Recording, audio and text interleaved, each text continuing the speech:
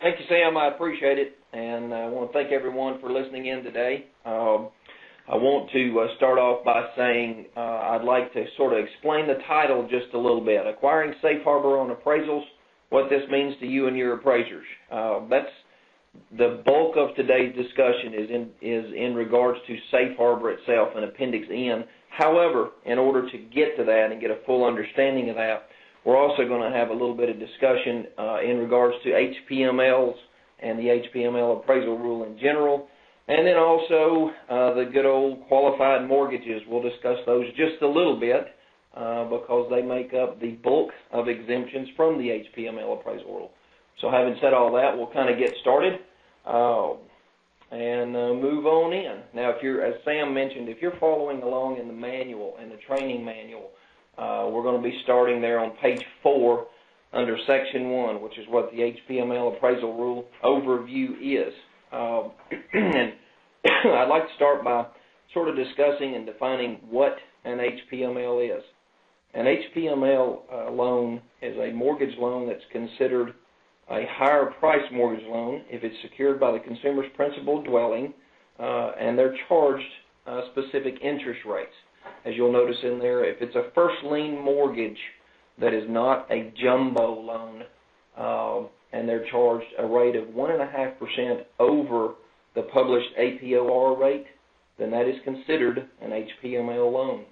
Also, if it's a first lien that is a jumbo loan with an APR that exceeds the published APOR rate by 2.5% or more, then that also is considered an HPML loan.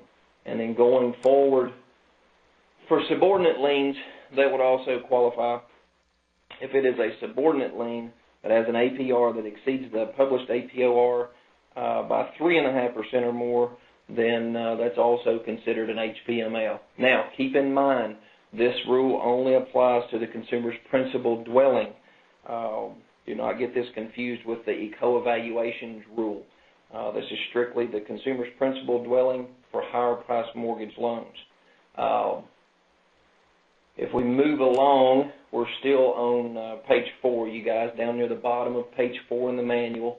We're going to discuss some of the transaction exemptions that are not required to follow the HPML appraisal rule.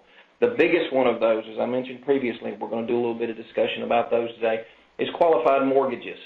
You want to keep in mind that the CFPB, if I remember correctly, and I'm sure you guys are going to be aware of it, just released the new rulings on the qualified mortgages, and I think that went into effect on January 10th, just about a week ago, not quite. And that's they made some changes in qualified mortgages. Other exempt transactions would also include reverse mortgages. Those are not applicable to the HPML appraisal rule.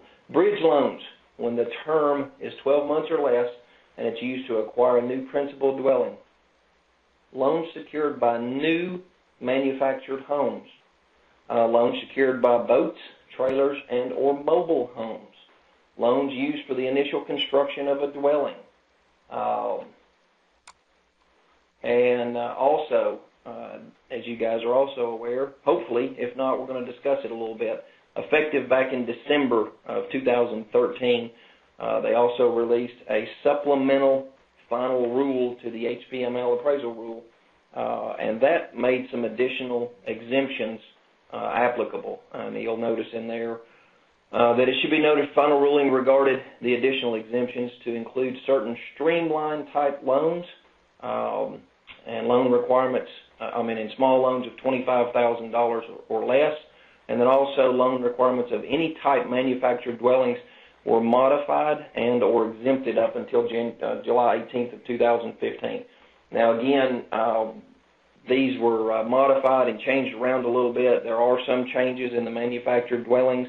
Some of them require a drive-by appraisal. Some of them will require an interior inspection, but they have been modified versus the original HPML appraisal rule. So I put a little reference in there.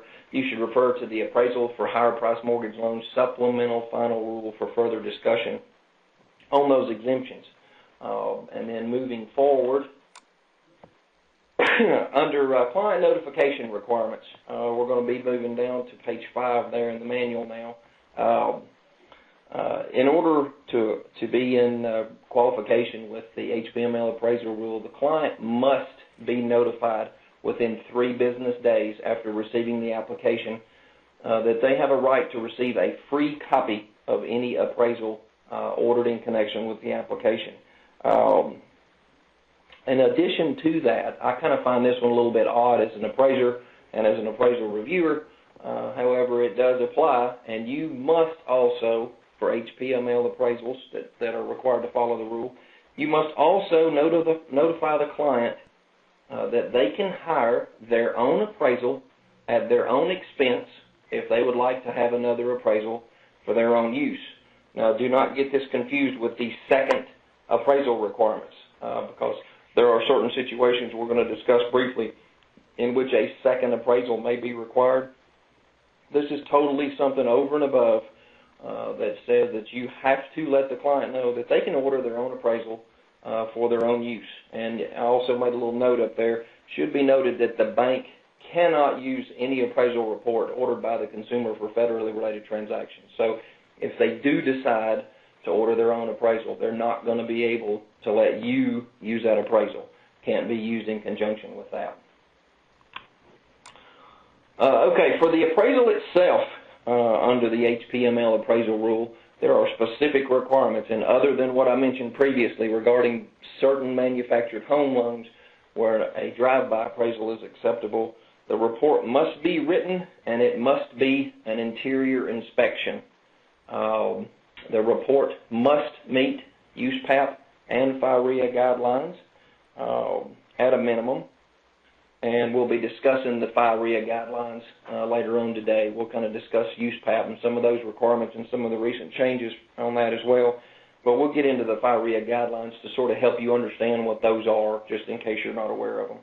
The other item is that copies of the report must be provided to the applicant no later than 3 days prior to consummation of the loan, and this cannot be waived.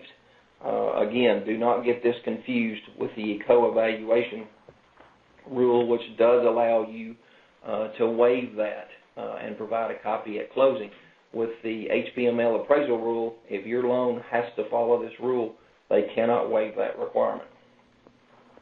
Let's move on into the second requirement.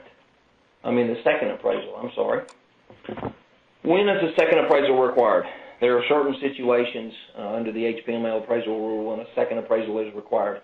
If the subject property is being resold within 180 days of the prior purchase, then a second appraisal, interior inspection of course, is also required if there is more than a 10% price increase and the prior purchase was 90 days ago or less, or if there's a 20% price increase or more and the prior purchase was within the last 91 to 180 days ago. In that situation, for either one of those, you would have to order possibly a second appraisal. This is calculated, the 90 days begins, or the 180 days begins on whatever the closing date was on the prior purchase. That's where you start your calculation from that point. Keep in mind, on the second appraisal, the consumer cannot be charged for the additional appraisal. Now, I've had several banks and several clients in the past bring the point up to me that, yes, the regulations say that the consumer can't be charged for it, so what if you were able to talk the seller into paying for the second appraisal? And I've done a little bit of research on that, and I have not found any guidance out there that says that you can't charge the seller. But that would be between you and the seller to try to come up to some kind of an agreement for them to pay for the second appraisal. But the regs say you cannot charge the consumer for the second appraisal. Now, in addition to that, there are also some items on the second appraisal that must be included that are not necessarily required on the first appraisal. And I've broken them down for you. There are 3 different items. The first one is that there must be an analysis between the 2 sales prices. In other words, at this point, your appraiser is required to go in and analyze the difference between the 2 sales prices and the 2 contract prices to determine what could have influenced those differences or what